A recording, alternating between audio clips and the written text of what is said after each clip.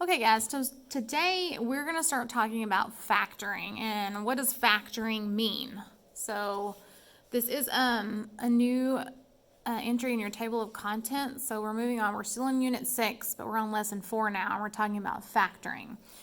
So basically, when we think about the word factor, hopefully you're remembering when we talked about exponents, and we said the exponent tells us how many times do we use the base as a factor, which means how many times we multiply the base by itself to get the final answer.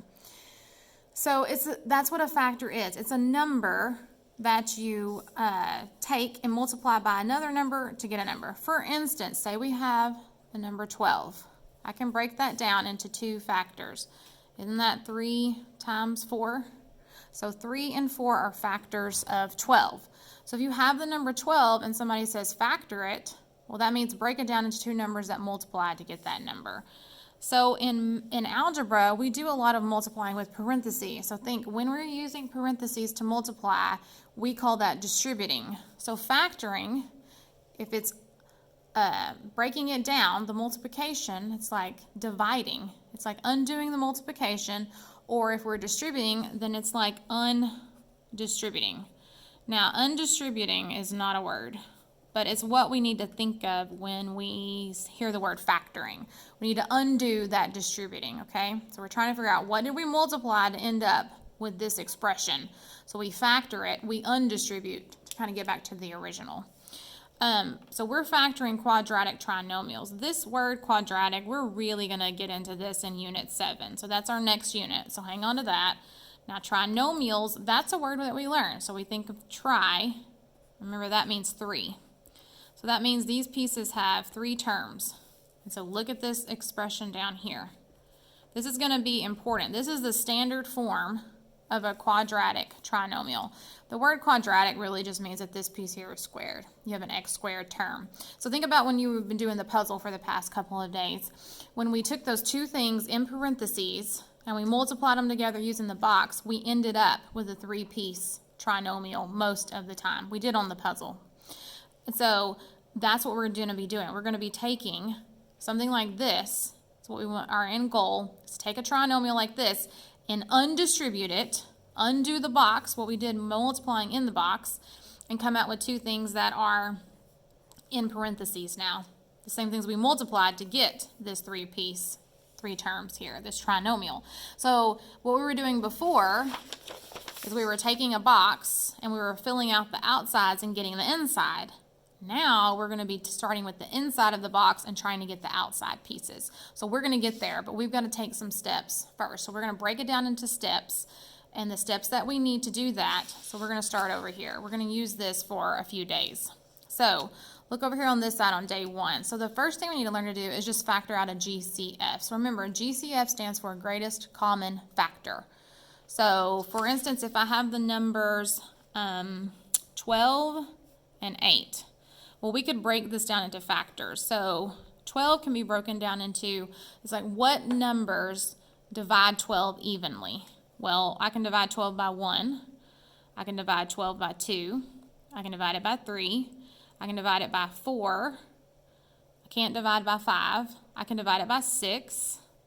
Can I divide it by 7? Nope. 8? No. 9? The next one is 12.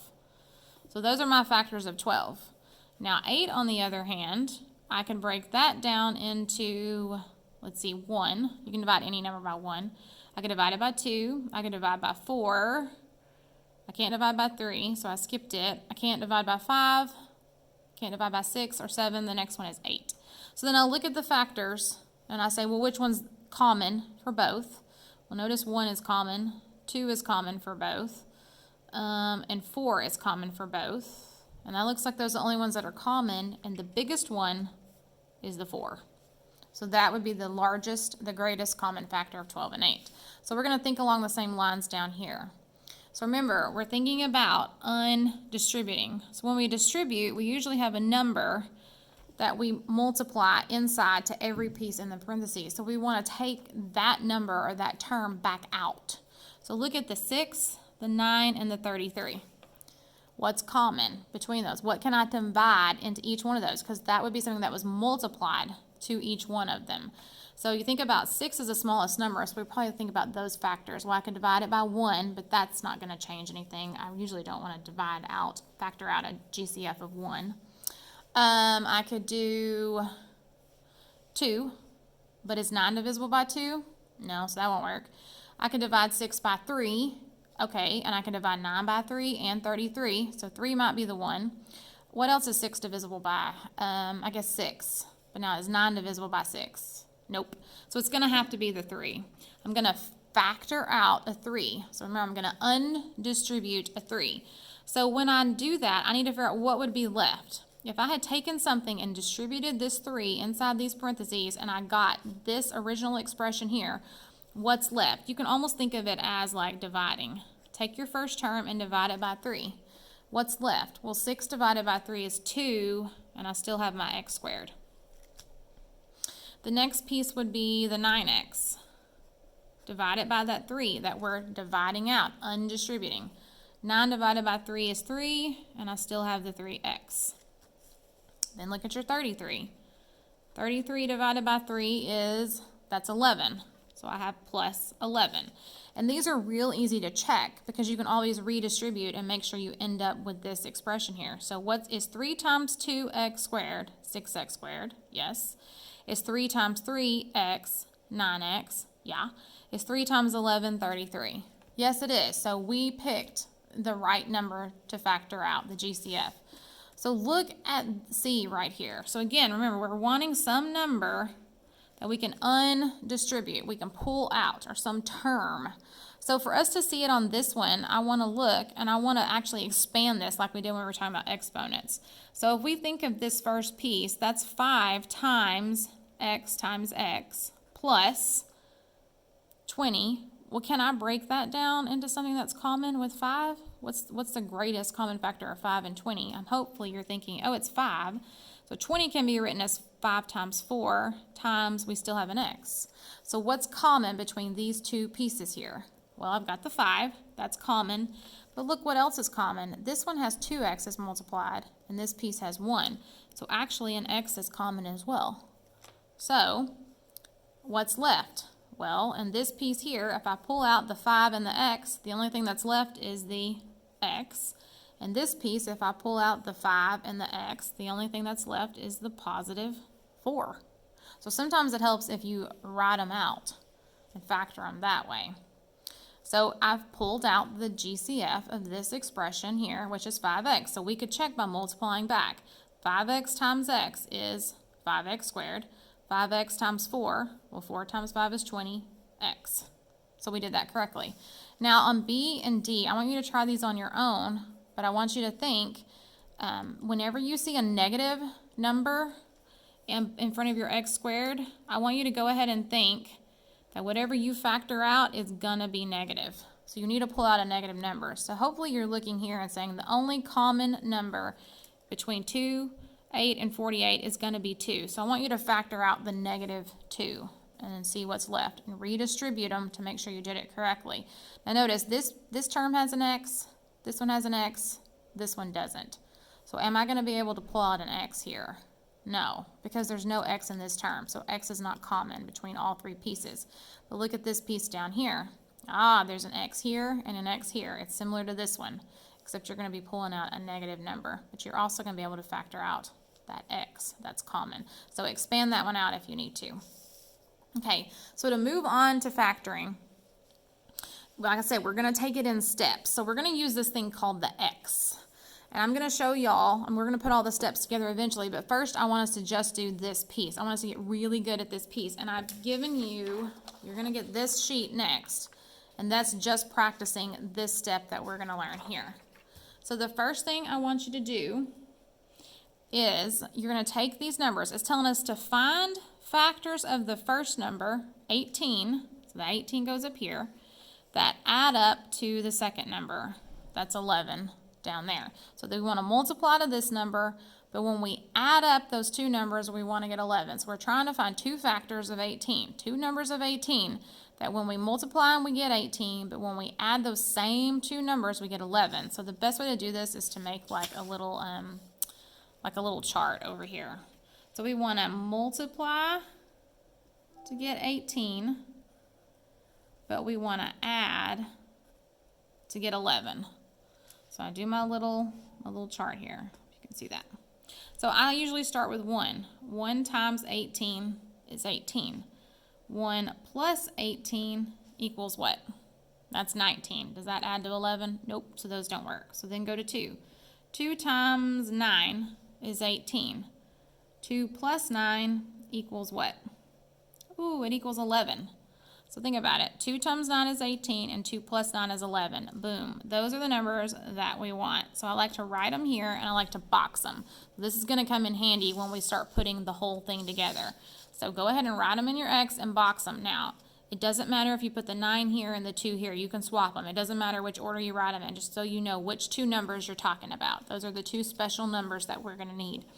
So I want to look at C with you as well. I want to do that example. So we're trying to find two numbers that multiply to be 12, and when we add them, we get -7. Okay, so again, the light keeps messing up. I want to multiply,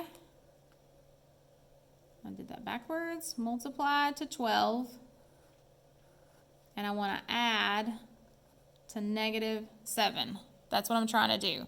So I start with 1. 1 times 12 is 12. And 1 plus 12, that's 13. That's definitely not -7. So then go to 2. 2 times 6 is 12. 2 plus 6 is 8.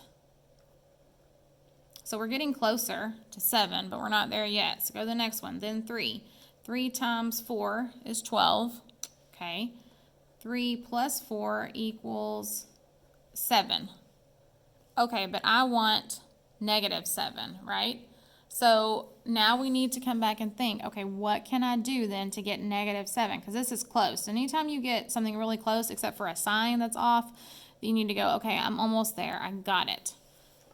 So what do I have to do to get a positive 12? I know 3 times positive 3 times positive 4 is positive 12, but is there another way to multiply 3 and 4 and get a positive 12? So what if my 3 was negative and my 4 was negative?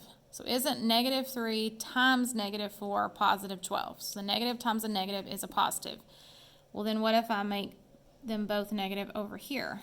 A -3 plus a -4. That makes a -7. So those are the two numbers that I need. Okay, so like I say, we're going to practice this a lot, just this step. I think this step is kind of fun. It's kind of like a riddle. So anytime you get your factors and they're adding up close but just don't have the right sign, then you need to come back over here and say, okay, what can I change? Start by making one of them negative. See if that works. Doesn't work, make both of them negative. So then you're going to move on to this sheet. So go ahead and start here. Now, I want you to draw in your X over here.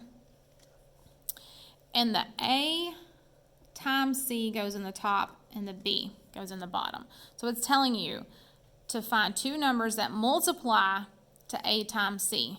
So A times C here is 4 times 6, which is 24.